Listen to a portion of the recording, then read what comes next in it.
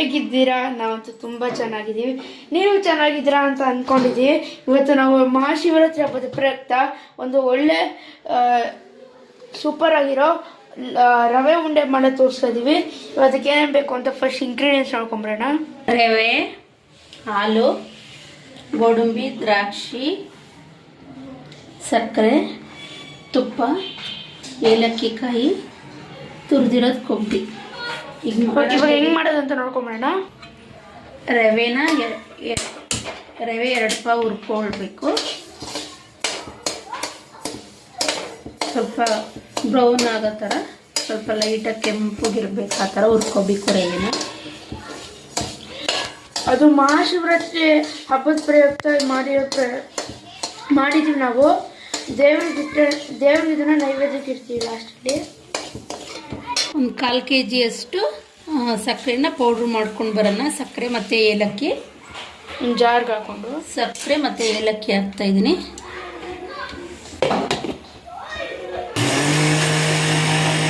ಈಗ ಅದು ರುಬ್ಕೊಂಡಿದ್ದೀವಿ, ಪುಡಿ ಆಗಿದೆ ನೋಡಿ. ಬೌಲ್ಗೆ ಹಾಕ್ಕೊಳ್ಳೋಣ.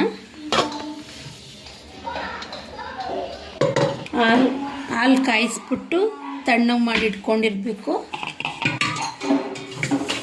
ಆಗಿದೆ. ಇವಾಗ ರವೆ ಹುರಿದಿದ್ವಿ, ಸಕ್ಕರೆ ಪೌಡ್ರ್ ಮಾಡಿ ಇಟ್ಕೊಂಡಿದ್ದೀವಲ್ವ, ಅದಕ್ಕೆ ಹಾಕ್ಕೊಳ್ಬೇಕು. ಇವಾಗ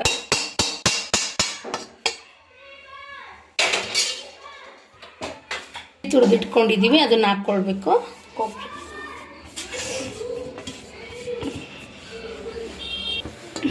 ಇದು 1 ನಿಮಿಷ. ಈಗ ಒಂದು ಬಾಣಲಿಗೆ ತುಪ್ಪ ಹಾಕೊಳ್ಳೋಣ. ನಾವು ನಂದಿನಿ ತುಪ್ಪ ಯೂಸ್ ಮಾಡಿಕೊಂಡು ಮಾಡ್ತಾಯಿದ್ದೀವಿ. ಗೋಡಂಬಿ ದ್ರಾಕ್ಷಿ ತುಪ್ಪ ಸ್ವಲ್ಪ ಫ್ರೈ ಮಾಡ್ಕೊಬೇಕು.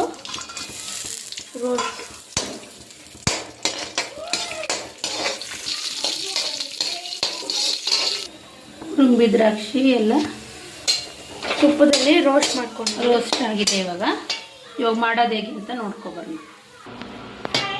ಈಗ ಅಲ್ಲಿ ಕಟ್ ಮಾಡು. ಇವಾಗ ರವೆ ಎಲ್ಲ ಹುರ್ಕೊಂಡಿದ್ದೀವಿ.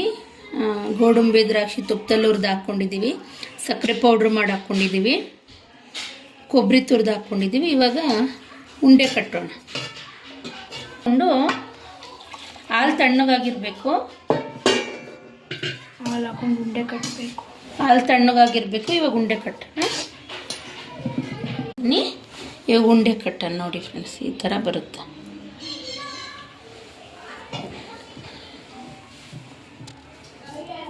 ನೋಡಿ, ಎಲ್ಲ ಇದೇ ಥರ ಮಾಡ್ಕೊಂಬಿಟ್ಟು ನೀಟಾಗಿ ಒಂದೊಂದೇ ಉಂಡೆ ಕಟ್ಟಬೇಕು.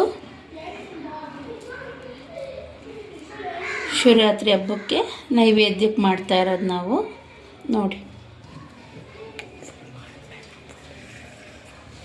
ಎಲ್ಲ ಉಂಡೆ ಕಟ್ಟಿದ್ದೀವಿ. ಚೆನ್ನಾಗಿ ಬಂದಿದೆ ದೇವ್ರ ನೈವೇದ್ಯಕ್ಕೆ. ವಿಡಿಯೋ ಇಷ್ಟ ಆಗಿದ್ರೆ ಲೈಕ್ ಮಾಡಿ ಮತ್ತು ಶೇರ್ ಮಾಡಿ, ಸಬ್ಸ್ಕ್ರೈಬ್ ಮಾಡಿ. ಮತ್ತೊಮ್ಮೆ ಎಲ್ಲರಿಗೂ ಮಹಾಶಿವರಾತ್ರಿ ಹಬ್ಬದ ಹಾರ್ದಿಕ ಶುಭಾಶಯಗಳು. Thank you friends. Thanks for watching. Bye.